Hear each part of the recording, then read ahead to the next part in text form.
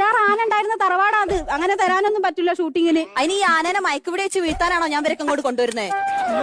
സീരിയലിന്റെ ആവശ്യത്തിന് വേണ്ടിട്ടായതുകൊണ്ടാ. സിനിമക്കാർക്ക് കൊടുത്തില്ല, എന്നിട്ടാ അപ്പൊ സീരിയലുകാർക്ക്. അയ്യോ, സിനിമക്കാർക്ക് കൊടുത്തില്ല, അതെന്തേ? ഒരു ചോദിച്ചില്ല. ചോദിക്കാണ്ട് ഞാൻ പിന്നെ വെറുതെ ഇങ്ങനെ കൊണ്ട് കൊടുക്കാതെ ഞാൻ എന്തെങ്ങനെ ഓരോട് കെഞ്ചണോ എന്റെ വീടെടുത്തോളി? അല്ല, അതല്ല, ഇതൊന്ന് ശരിയാക്കി തന്നാലേ കുറച്ച് പൈസ തരൂ. പിന്നെ പൈസ തരാമല്ലോ, അത് അത്ര അർജന്റ്, വെയിറ്റ് ചെയ്യാം. പൈസ ഒക്കെ തരും നിങ്ങൾ ഇതിനില്ലേ? അങ്ങനെയാണെങ്കിൽ ഒരു 50,000 രൂപ ദിവസം വാടകയ്ക്ക് ഈ വീട് വേണമെങ്കിൽ എടുത്തോളി. 50,000 രൂപ ഒരു ദിവസത്തേക്കോ? അതൊക്കെ കുറച്ച് കൂടുതലാ. വേണം 5,000 ഒക്കെ പറഞ്ഞു വേണം എങ്ങനെയെങ്കിലും സെറ്റാക്കി തരാം.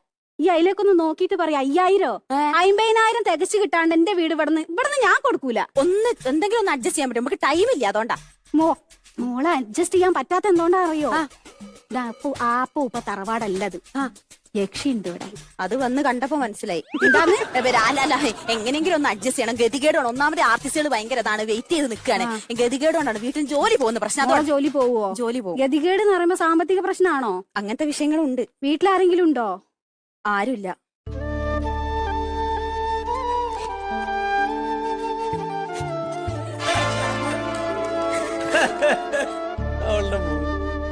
ഒരു അനാഥയോടായിരുന്നോ ഞാൻ ഇത്ര നേരം സംസാരിച്ചു കൊണ്ടിരുന്നത്? ഓരൊക്കെ ജോലിക്ക് പോയത് 5 മണി കഴിഞ്ഞാലേ വരുള്ളൂ. ഇപ്പൊ ആരുമില്ല വീട്ടിൽ നിന്നാ ഞാൻ ഉദ്ദേശിച്ചേ. അച്ഛൻ ഉണ്ടോ വീട്ടിൽ? അച്ഛൻ അച്ഛന്റെ അച്ഛൻ ബിവറേജിന് മുമ്പിൽ പുഴുങ്ങിയ മുട്ട വിൽക്കുന്നു.